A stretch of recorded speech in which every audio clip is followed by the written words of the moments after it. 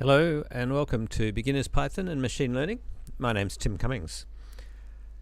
Tonight we're going to be looking at how to create web applications using Python and Flask. So Flask is a framework that you can use with Python. To run this session, you're going to need to have some things installed on your computer. So hopefully you've got Python, say 3.9 or later, even 3.8 or later would be fine. You need Git, and it would help if you had an IDE such as Pycharm Community Edition, because that's the one I'll be using, and so you'll be able to follow along. I've got links to where you can get those things, and those links are in this instructions for the session. I've got the instructions here on the meetup. I didn't put them on the YouTube link comments down below, but if you go to where the source code is, you'll see the same instructions. So I'll click on that link,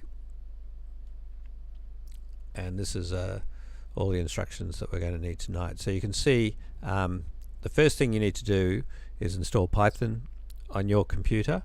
So if you haven't got that already, go off to python.org and grab that from downloads.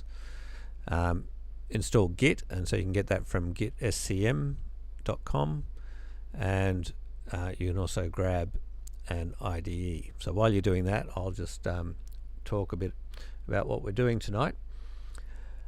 So these sessions are designed for beginners, and one of the difficult things with learning Python is you've got no one to ask how to do something when things are going wrong.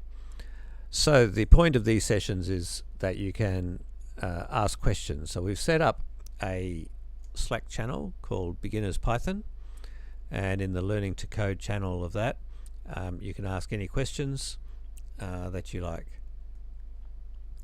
So I'm just going to paste the YouTube URL, so if anyone's just looking on Slack, they'll know where to come to see us.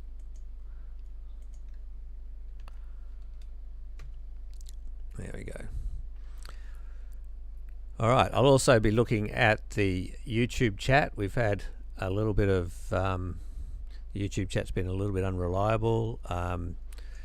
If you haven't been a subscriber, you haven't been able to put stuff in the chat. If you try putting a URL into the chat, it doesn't come up. So we prefer the Slack one. It's been more reliable, but I'll be watching the YouTube chat as well.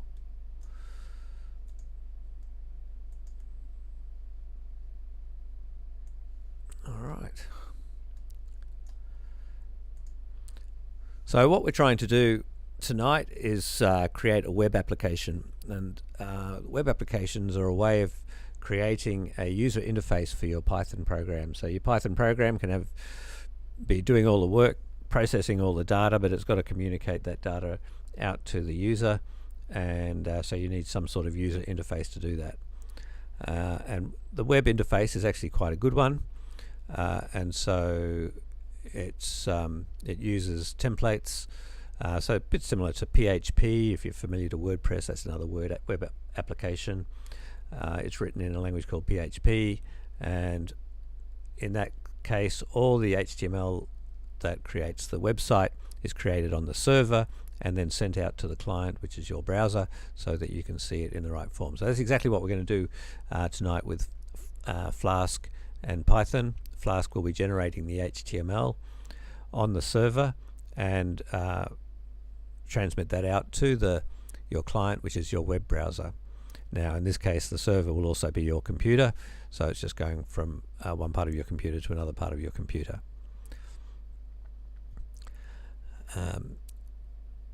So I've put in a couple of links. Flask have got a tutorial, it's quite a good tutorial, so we'll be pretty much following their tutorial, but we'll be doing it with different data, and sometimes that'll show you a different way of because they look at it from a slightly different angle, it might explain how what the tutorial means when they say particular things. So Flask is going to take care of all the web part of it. For our data, we're going to store it in a database called Sqlite. Now Sqlite is, they say it's the most popular database in the world. It's quite a good one. It doesn't require a server as such. It's built into Python. So the link here I've got to how to use it is actually a link to python.org. And probably the reason it's the most popular is that a lot of applications on mobile phones use it. And so that way, everyone's got a mobile phone. So that's why it's probably the most used database in the world. It's not as powerful as your databases that have a proper server. It's just a file-based thing, but it's actually quite good, and certainly will be more than ample for what we're trying to achieve here. So let me know in the chat if you're still installing stuff, but otherwise we'll start to move on. So I've got the link here to GitHub, which is what I'm looking at, and so that's in session summaries. So if you want to look at any of the other beginners Python and machine learning sessions we've got, a lot of them we put a summary up in the session summaries, so you can see what we covered during that session. All the ones that I've done have been included, and I normally start off with the name Meetup 152, so Meetup in the name of the number that we used, and my name, Tim, and then what it's about. So this one is Flask web app, and we're going to have a web app that points to a database of Prime Ministers of Australia. Okay, so let's go into setting up our IDE. We've got these three things installed. So the first thing to do is to run Pycharm. So I'll just run Pycharm, which I've got which I've installed.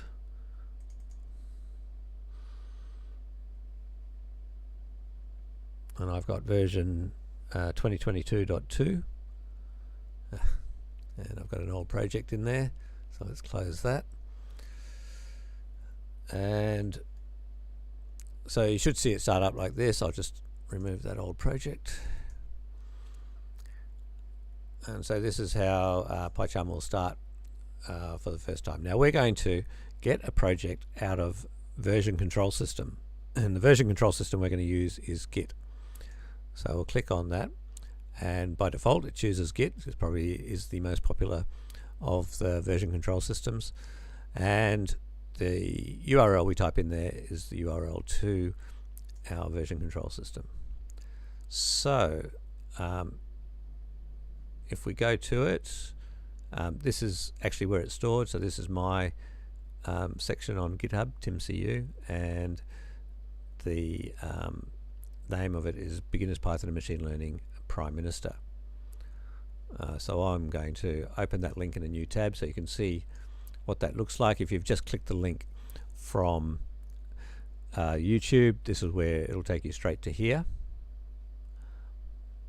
So you can see the same README.md, the same markdown, which gives all the instructions. And under code here, we can copy the code, and we'll use the HTTPS version of that. And it's really just the same link, but it'll have .git written on the end. So I'll copy that and paste it in here. There we go, and it's going to create a new project in Pycharm projects for me called bpaml-prime-minister. So I'll click on clone, and clone means clone the repository to a local. So what we get here is actually a local copy of everything that's on GitHub for that repository, and we can trust this one. Well, because I trust it, I wrote it.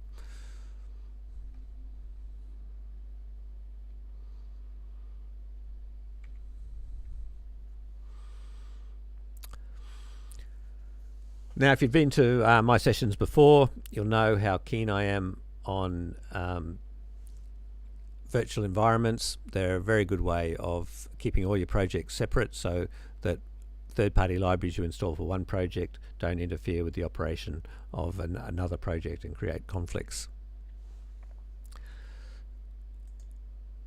And Pycharm really helps in making these virtual environments. So Pycharm's worked out. I've got a file here called requirements.txt. This is all the stuff that's come down off GitHub, and it's seen the file there called requirements.txt and going, oh yep, let's create a virtual environment. It's worked out I've got Python 3.10 installed, so it's going to base it on Python 3.10.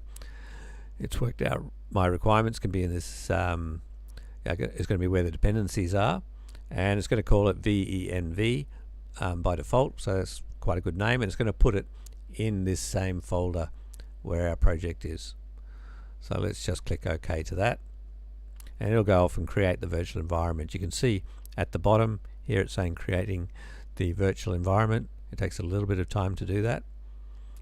Now it's got to install the packages. I'll just make this a bit bigger. So I'll show you what's in requirements. So I've said there are 3 requirements here. I want Flask, and I want Flask Bootstrap, and I want Python.env. And so it's going to install all those 3 things into a virtual environment for us. And let's have a look how it's done that. So if you go up to the File menu on Windows and go to Settings, or if you're in Mac, go to Preferences, which I think is in the Pycharm menu. And here under the project setting, it'll show you the Python interpreter that's using, and it's using the one that's actually in the venv subfolder of our project, and this is what it's installed. So it's worked out, I said we want Flask, so it's grabbed the latest version 2.2.2, but it's also grabbed these other things that Flask depend on, like Ginger 2, Markup Save, Worksorg, Click, and installed them automatically for us, so that's saved us a lot of time. We've also said we want Flask Bootstrap, so it's installed that, and we want Python.env, so it's installed that. It's got a couple of libraries here that aren't in the in requirements.txt, so pip and setup tools, and they're just what goes into any virtual environment really when Python sets one up. For some reason Python doesn't put the latest version there, so it's put this arrow here saying you can upgrade those if you want, so let's upgrade them. Let's upgrade setup tools, and I'll click on pip and click the upgrade and upgrade that one as well. So setup tools is now upgraded, and we'll see the little progress bar here. Now pip is also upgraded. Okay, let's click OK there. So people having any problems getting this far? Have they managed to create a project in Pycharm?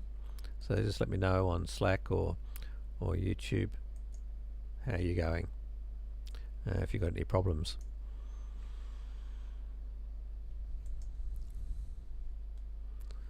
Alright, so we've cloned the repository and we've set up the virtual environment, and now the next thing we want to do is check out task 1.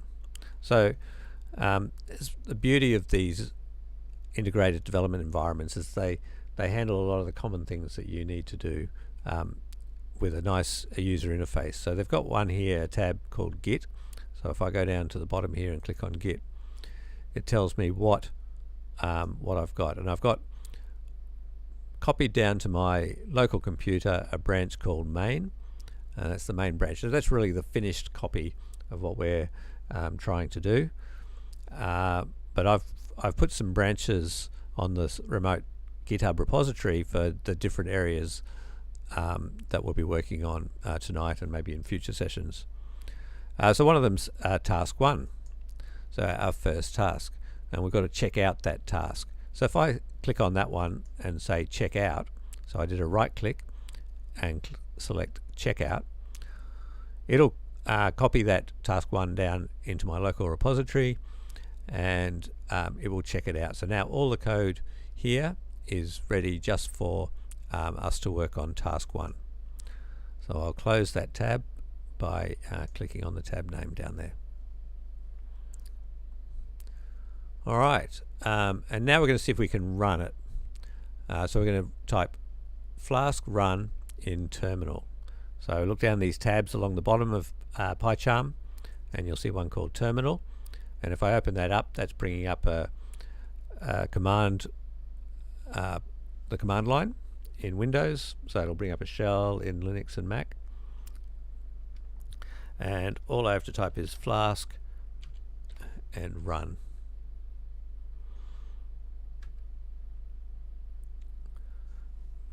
Okay, so saying warning, this is development server, and that's because we've told it to be a development server. Do not use it in production, and it's told us how to get to it. It's even given us a link. So I'm going to copy that link, copy URL, and open it in our web browser. And there we go. We've got a web page. It's at 127.0.0.1, which is the IP address of your local computer. That's a special IP address that always means my local computer. And it's on a port of 5000, so that's designed to not clash with anything. It's above 1000, which means you don't. It's above 1024, so you don't need administrator privileges to use it. It's designed. It's just a number. I think it's got to be less than 65,000. That means that anything that connects to that port is going to see this web application. And we've got a couple of links here. We've got a home link, we've got a people link, and they just go to different places. So you know we've got a web application that's running already. So if you've got this far, then congratulations, you've managed to build a web server running on your computer that is serving up HTML pages that you're viewing in your browser. So let's have a look at this code. This code is going to be very similar to the tutorial that is at the Flask site. So I'll open that in a new tab, and let's have a look at what they're recommending in their tutorial. So in their tutorial, they're designing a blog, and we're doing a database of prime ministers. Okay, they're going to have a login page. We haven't got that yet, and they're going to be able to have some editing, and we'll get to that, probably not tonight. And they've also got all the source code for their tutorial project in GitHub. If you hover over that, you'll see that that's where that is, at the palettes site. All right, so let's continue to project layout, and we'll compare it to our project layout. So here's our project layout over here.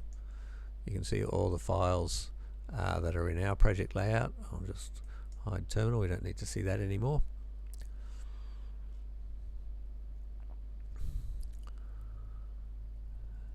So creating it, they've got it called Flask Tutorial. We've called it bpaml-prime-minister.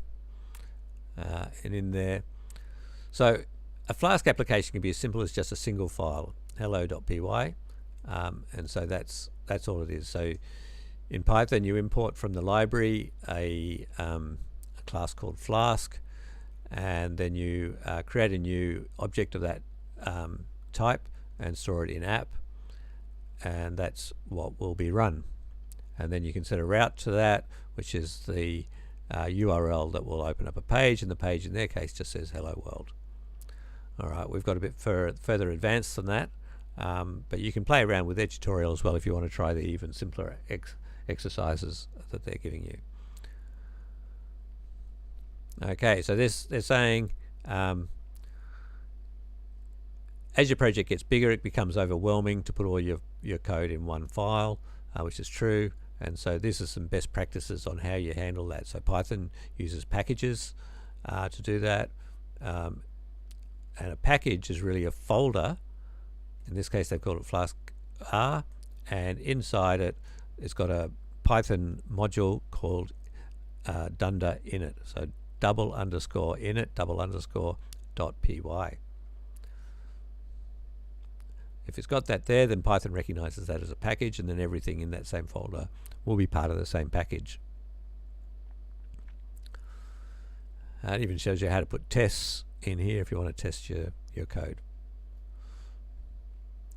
Alright, they've even got a virtual environment folder, just like we've got a virtual environment folder. You see I've got that folder closed over here. Don't ever bother going into that. There's nothing you can do manually in that folder at the moment, so just keep it closed and use the IDE controls for upgrading packages that are in there, or put in extra packages in this requirements.txt file, and it'll automatically find them if you need to install extra stuff.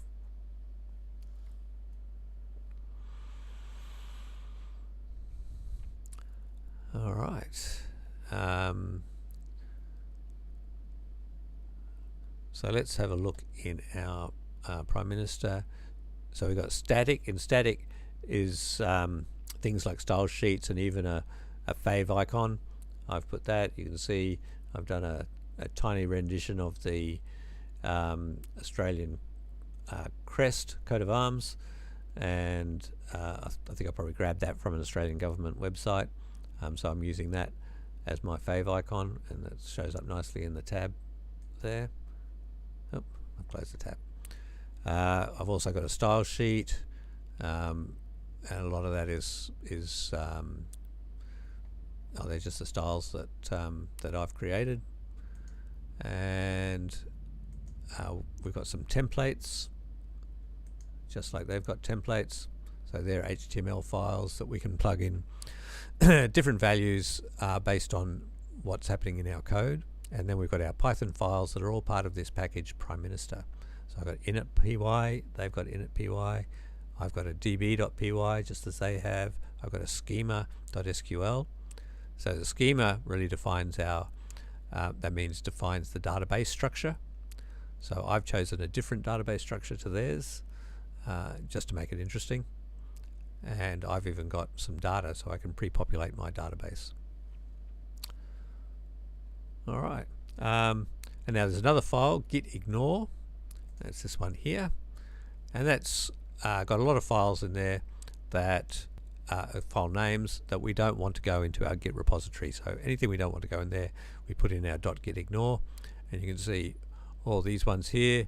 I've just copied exactly from what they suggest, and all the ones up above I've copied from the recommended ones by JetBrains. So you can use this file whenever you're running JetBrains IDEs. I've got a link where they suggest it, and there might be even a couple extra I've put in. Like I might have put that one in there to stop Mac DS store files from going into the Git repository and IDEA. So this is one that the JetBrains uses, and I didn't want to have any of the project files stored in this Git repository, so it'll just create them from fresh. Okay, let's go along to application setup.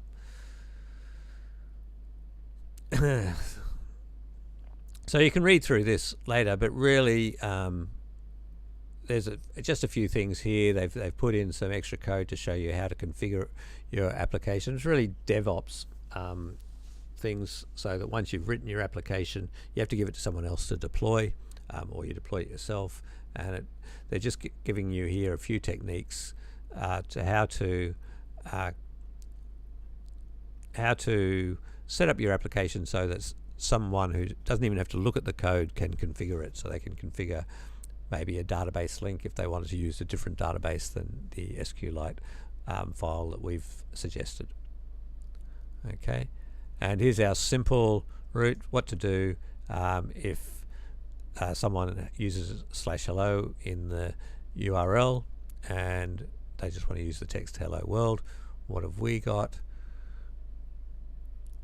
We've got, if someone uses / then we're saying return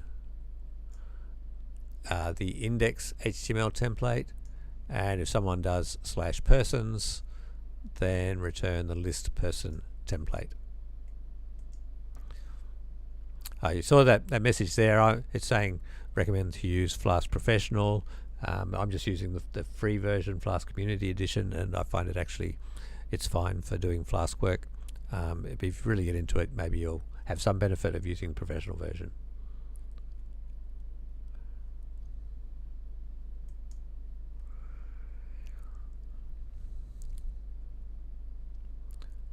Okay, so there's a lot happening here, and you don't have to understand it right from the start.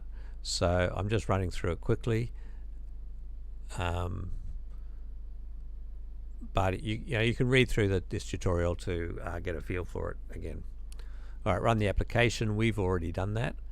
I'll just let you know, in this case they're suggesting Flask. This is probably a new way of doing Flask from the command line. I just typed Flask Run, and the reason that worked for me was because I had a file here called .flaskenv, and in there I had said what the app is Prime Minister.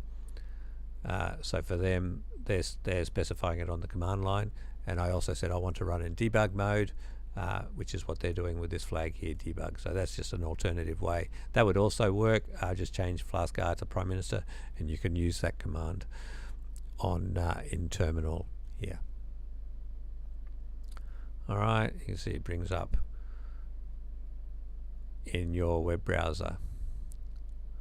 All right, so now we're going to define and access the database, and I've preset most of this up already, but this explains exactly what you do. If you look at my db.py file, you'll see it's pretty much identical to what they've got. Close db, and I've imported click as well, and the reason I've done that is so that we can run commands from the command line to initialize the database. So let's go back to our instructions and see if it's time to do that. So we've set it up.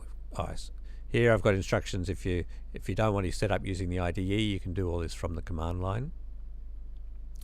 And there's different ways of creating virtual environments. Let me know if you need any help with any of these. But at the moment I'm just assuming you'll use the IDE because it was quite simple. Alternative method to run the Flask app in Pycharm is by editing configurations from the run menu. So why don't we do that, because that'll mean the rest of the session I can just click a button to run it. So I'll go to the run menu and I'll say edit configurations, and there's no configurations there, so I'm going to add a new one, and it's going to be a Python configuration. And here it's asking for a script. Let's give it a name first. The name will be Prime Minister.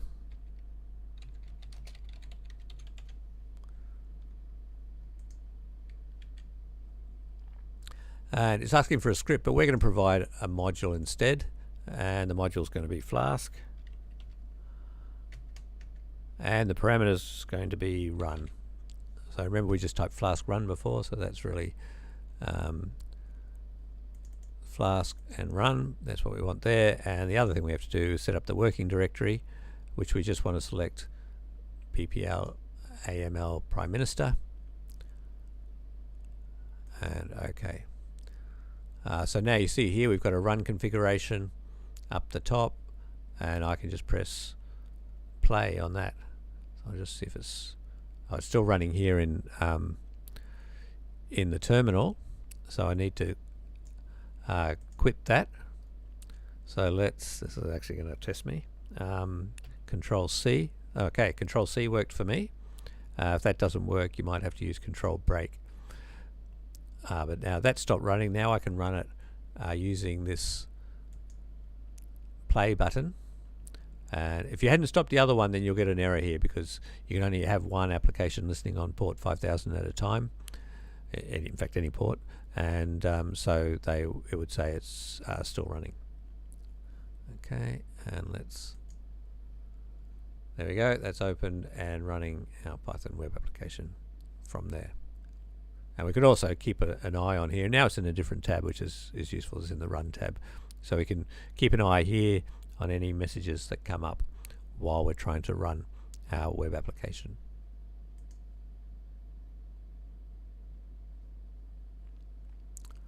All right. Challenge 1. Add a page for view prime ministers, similar to what we've done for view people. So here we've got people, and we just want another item in our navigation menu here for Prime Ministers. So I've given some hints here on how to do it. So the first thing we have to do is create a template called listminister.html, and we want to show the heading, a level 2 heading saying people who have held this ministry. Okay, I'll hide run. So look in the templates here, and you'll see I've got a template for listperson.html. It's pretty simple. This these curly braces with % signs are used for any of the Ginger 2 template instructions, and anything that's outside them is our straight HTML. So here we've got HTML for just here's a list of people in my database. And what we're doing here is we're extending another layout. So this is easier than creating lots of HTML pages. You can just create everything in every HTML page you need, but you'll find that there's a lot of stuff on every page that you'll want, so you'll just get this to extend that layout. And so I've got index extends the layout, list person extends the layout, and in the layout itself I've got the things that we want to really have on every one of our pages. And so we want to have a some base HTML that sets things up, and we're going to use Bootstrap for that, so we're not even going to write it ourselves. We'll borrow it from some other framework. We're going to set a title in the tab called My Python App, and if you look up in the tab there you see My Python App and the page title, and then we're going to have a style sheet and our shortcut icon, which is that fave icon. Let's hide this so we can see what's in there. So fave icon and style.css. End the block there, and then we're going to put the rest of the stuff in our body. So we haven't even got a head tags and body tags. They're all going to be in the Bootstrap base HTML. And here we're going to have our nav bar. Alright, so let's do step 3 while we're here. Add a hyperlink to the nav bar. So there's a nav bar and a nav tag. This is just HTML, it's not even Python. And we may as well just copy one that's already there. And this one's going to be view prime ministers.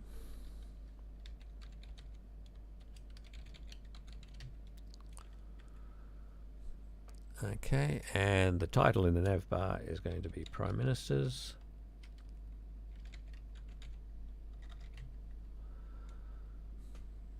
Okay. And in the to-do list, that's what we've done. Add a hyperlink for view Prime Ministers, so we don't need that anymore.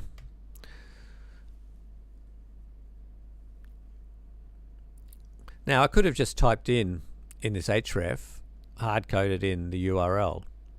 But instead I've chosen the double curly braces here and a function URL4. And what that does is it searches through my Python program for a function called view prime ministers, and then it'll put the correct URL in here. So that's just really useful if I deploy this to another site, or I want to change what the URL is at a later stage. As long as I don't change the function name, this will always link to the correct function. Okay, so we've done step 3. Let's look at step 1.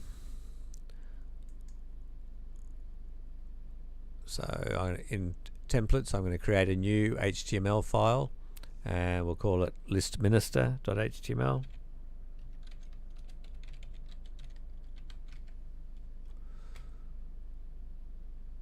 We'll add this to Git. So, once again, it's being very helpful. We don't want any of that code that it's given us, but we'll copy the code that's in list person, because that's pretty close, and put that into list minister. And then the only thing that we need to change is what the heading is, which is people who have held this ministry. So let me know if I'm going too fast, if you're having trouble understanding what I'm doing. But I'm editing the template here, and then we've got to go back to our Python code, and this is where the Python programming comes in, and then we can, in the Python code, we can substitute in the bits that are going to be different for this page compared to other pages. Alright. So create a function called viewPrimeMinisters, and we'll put that in our init.py, which is in our package Prime Minister. It's going to look very much like our persons one, so let's just copy that. And you'll notice that this is indented 4 spaces, and that's important because it's actually created during this define create app.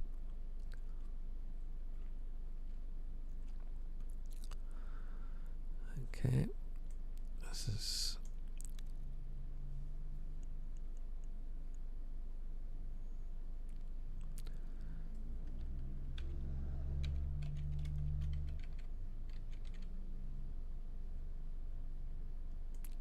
so we have to say which template it's going to use. It's going to use list minister. The different colors here are basically saying layout is in Git and has been changed. List person's in Git hasn't been changed. So that one's blue, that one's white, and list minister is a new one that's just been added to Git, but it hasn't. It of course it's brand new, so it's green.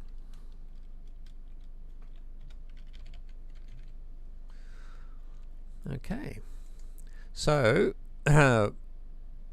we need to say which template to use, which is list minister, and we'll give it a page title. So this is where we send information from the Python program to the template, and let's call it Prime Ministers.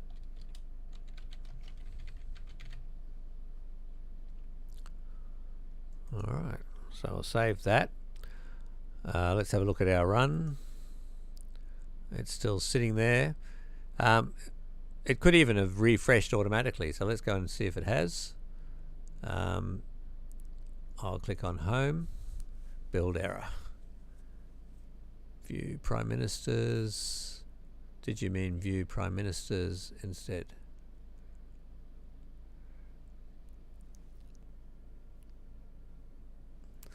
Okay, well that's exactly what I meant. So obviously there was an error while it was running. Let's try again. No, it's gonna object. All right. Oh, here we go. So here's the problem: is that I've used the same route for both URLs. So this one here should be called Prime Ministers.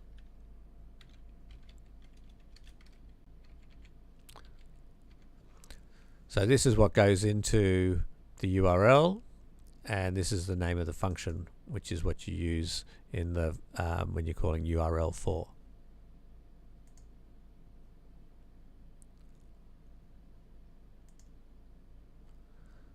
Okay. And I must have done something else wrong.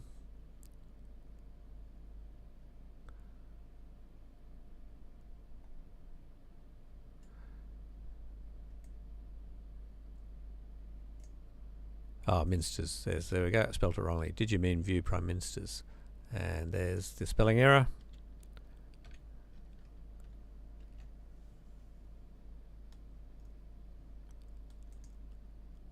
And now it's working when I fix that spelling mistake. Alright, so you can see there's a link there. If you look down the bottom, you can see that that's going to /prime_ministers/, just like the people link goes to /person/. Alright, if I click on it, you can see it goes to the Prime Ministers page. At the top here, I've got my Python app Prime Ministers, and also here is the page title Prime Ministers. So this stuff that I've passed through here, page title Prime Ministers, that's getting shown here and in the title up there.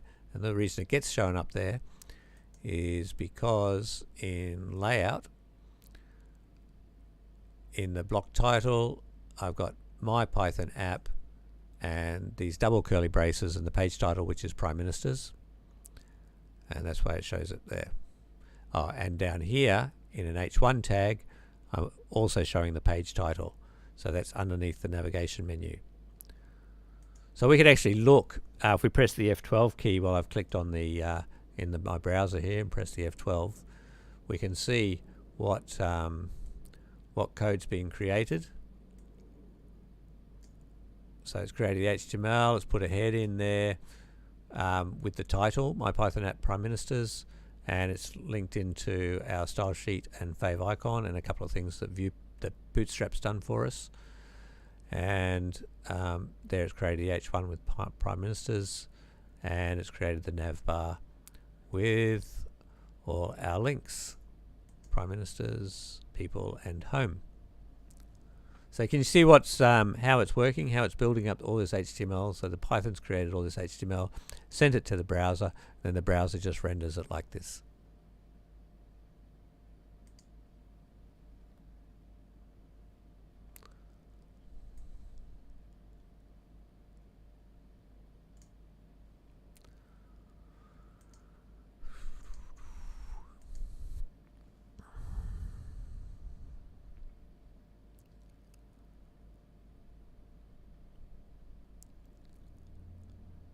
Okay, so we've done all those things for challenge 1. All right, I'm going to make this full size now, and I'm going to close. For the moment, I'll close all the tabs, and we'll just open the README. And the README's got all that stuff there as well.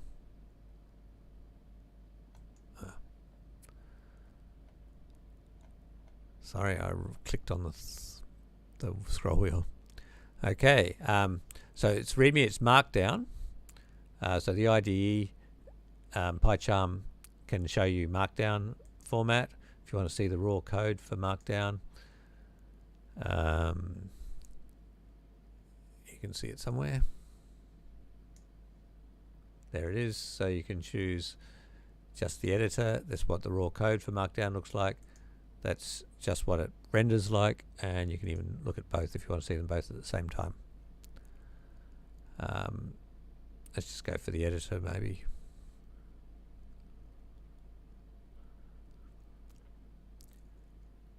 Now, one of the cool things when you're running this on Mac or Linux is you've got this play button, so all these bits of shellcode that I've put in here, you can just press play and it'll run them. Unfortunately, they don't run on Windows. I possibly could have, I put batch file there to say what sort of code it is. I probably could have just said shell and it might actually run it might run in Windows. I need to put a spare space at the end of that. Oh, it's tricky. I need to put an ampersand after that as well. Otherwise, anyway, I think that's a bug in Pycharm. It's just not going to work in Windows. So we can copy and paste though. So if you're doing this from the command line, you can see we're in the VNV virtual environment, and I can run git commands from here. I say what's the current status, and the status is I'm on branch task 1, which is up to date with the origin, which is the GitHub site where we got it from. Since then I've added a new file and I've modified these 3 files. What do I want to do? So what you would normally do from the command line, you check out a new branch. So I'm going to call the branch task 1 attempt. So I'll just paste that in there. Then you commit all your changes that you've made.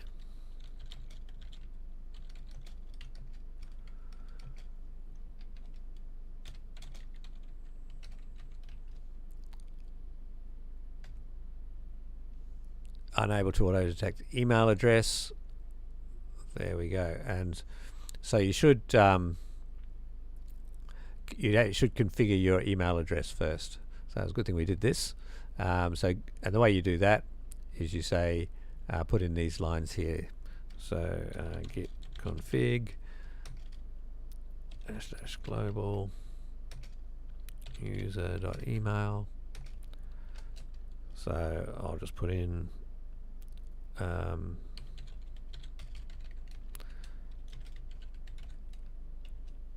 my email address and my name.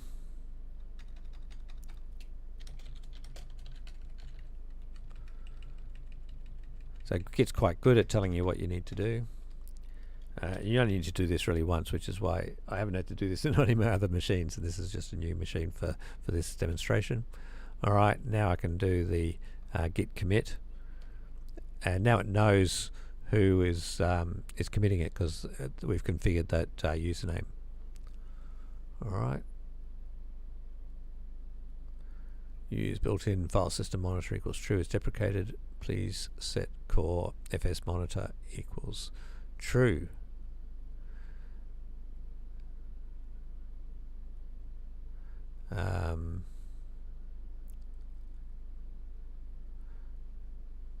Okay, well, let's do that. Git config. I'm going to do core.fs monitor true. Okay, and next time we'll see if that got rid of that error message. All right, so now I've committed all my changes, and if I look in Git here, we can see this is the branch this is task 1 is here, this brown one, and the one we're on, we've branched out of that. This is a more complicated than normal projects because I'm trying to keep all these branches running simultaneously, but normally you would close off old branches once you've merged them into your main. And this is where we're up to, my attempt. So now what we want to do is check out task 1 solution, which is this branch here. So I could do that from the command line like this, or I can actually just right click here and say check out.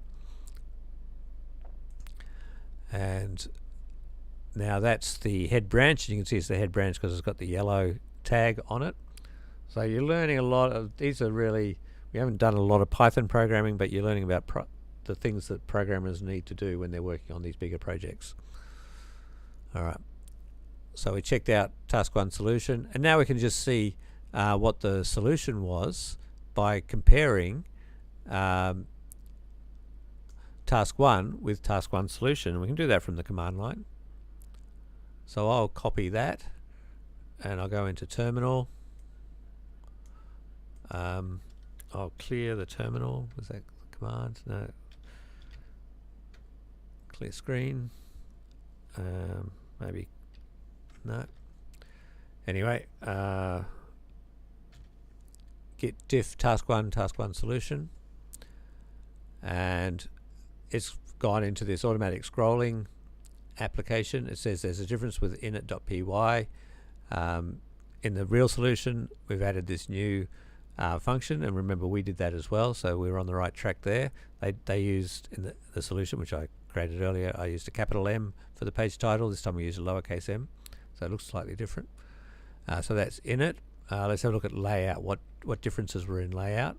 Once again, we added in, so the plus here says we've added in a new line for view prime ministers, and the minus and the red means we've taken out this line, add hyperlink for view prime ministers. Okay, we've created a new file, list minister. Every line will be new, so you can see every line is a plus. And then we've got the end here, so we've got to the end. We can keep scrolling up and down to look at all those differences, or I can press Q to stop the scrolling process. So I press Q, and that's finished the diff. All right, so just remember that technique if you want to see the difference between two branches, see what's changed between them. You can also go to here, and you can find like any one of these changes. These are all merges, so they're not that interesting. But you can pick up a change, and you can choose your file here, and double clicking on it will show you what's actually changed in that file. All right.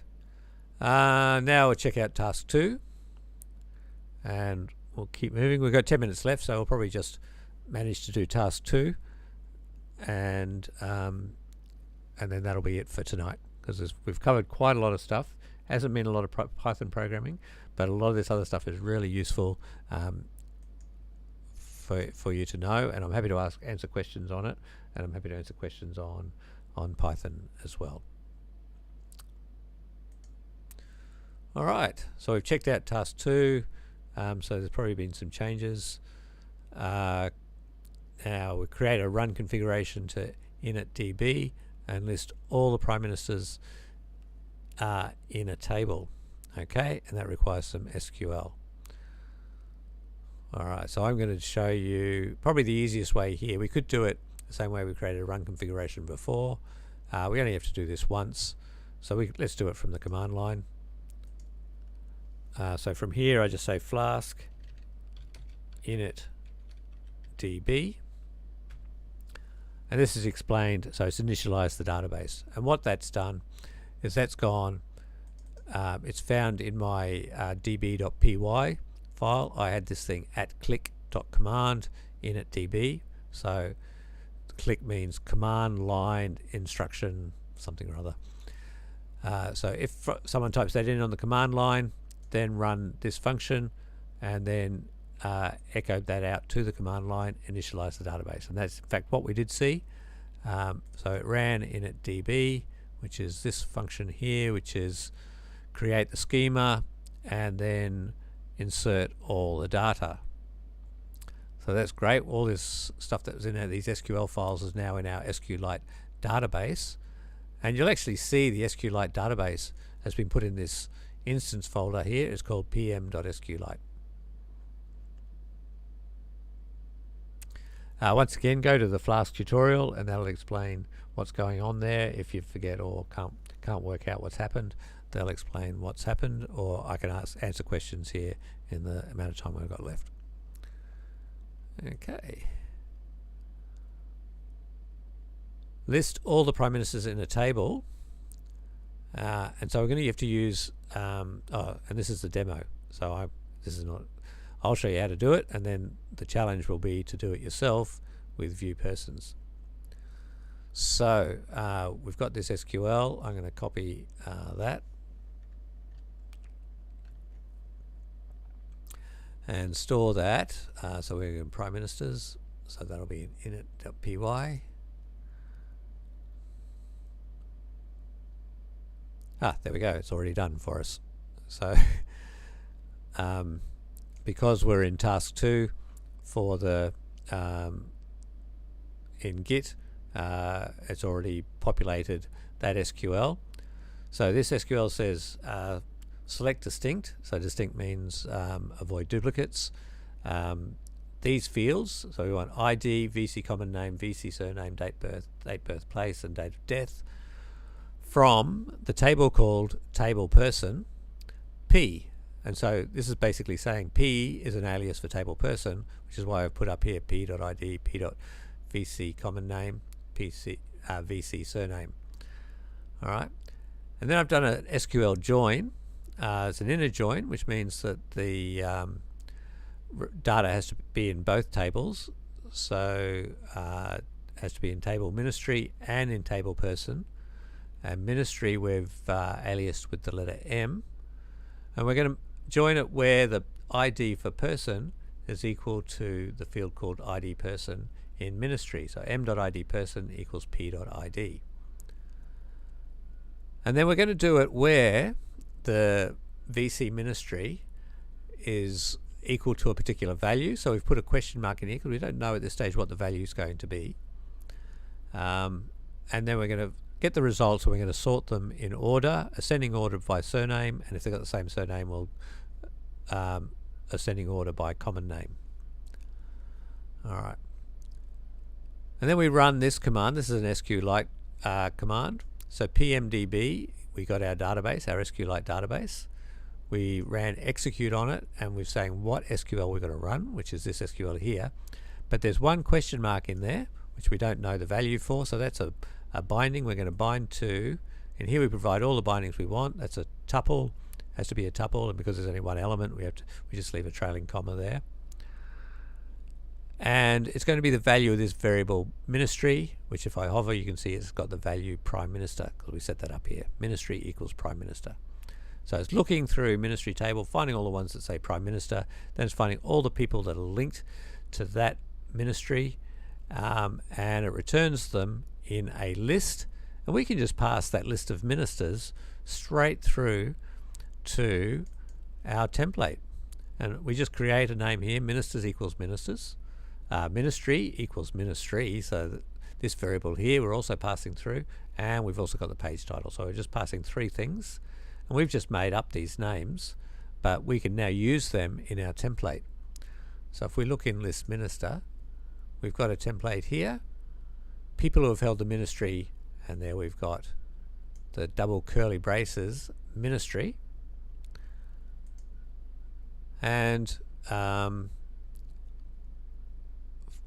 then we've created a table. So this is HTML. The first row of the table is going to have these two headings. So TH is a heading table cell, common name and birthplace. And then we're going to have many rows. So each one of these TRs is a row.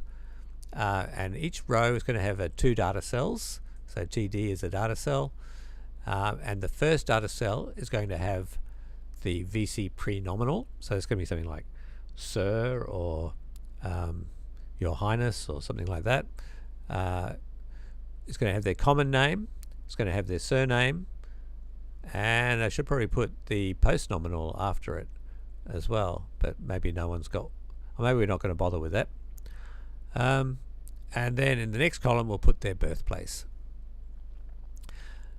And in Jinja templating, we've put a for loop. And the for loop in Jinja too looks just like for loops in Python. So it's just for, we have a variable name in, and we have a list or some sort of iterable thing that we're going to iterate over. And so every time we go through this loop, the value, the variable person has a different value. So it's just the next record in our record of ministers.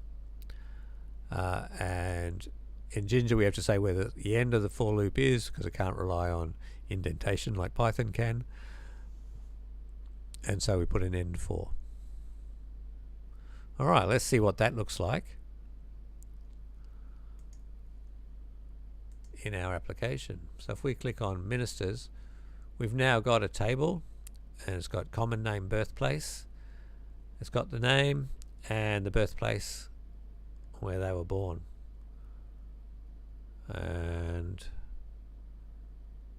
we didn't get any pre-nominals, so there's no sirs in that list.